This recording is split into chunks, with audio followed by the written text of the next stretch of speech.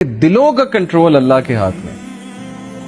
اللہ چاہے گا کسی کا دل پھیر دے گا ہمارے لیے، چاہے گا اس کے دل میں محبت شفقت بھر دے گا، چاہے گا اس کے دل میں ہم سے دوری ہم سے نفرت بھر دے گا. یہ اللہ تعالیٰ کے کنٹرول میں ہے. سو پروفٹ صلی اللہ علیہ وسلم said کہ as long as you are not displeased with me then nothing else matters. جب تک اللہ آپ راضی ہیں تب تک ہر چیز سیٹ ہے.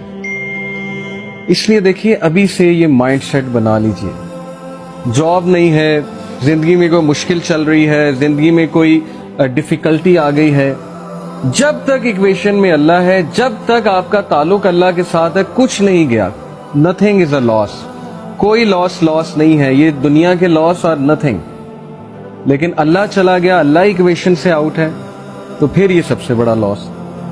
اب یہ سودا پھر آپ نے خود کرنا ہے. یہی تو زندگی ہے اصل میں، کہ ہم کس چیز کو پریفر کرتے ہیں، کس چیز کو نیگیٹ کرتے ہیں، نیگلیکٹ کرتے ہیں، وغیرہ وغیرہ. انسانوں سے ہمیں ایکسپیکٹیشنز لگ جاتی ہیں، انسانوں سے دل لگ جاتا ہے. جب کہیں ظاہرہ بات نہیں بنتی، کوئی دوست چھوڑ جاتا ہے، کوئی رشتہ دار چھوڑ جاتا ہے، کوئی رشتہ ٹوٹ جاتا ہے، وغیرہ وغیرہ، دکھ تو ہوتا ہے.